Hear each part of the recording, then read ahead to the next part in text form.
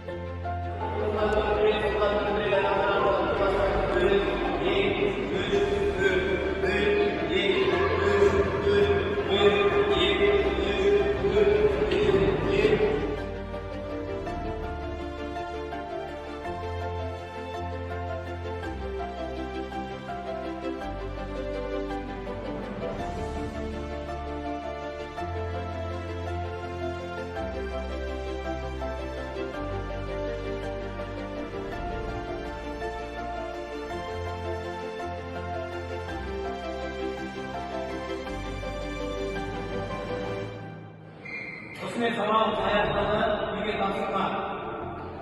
Түрлі эстафеталық ойындарды алып аламыз. Соны дәптерге жазып, келесі сабақта маған көрсетеміз. Түсінді ме?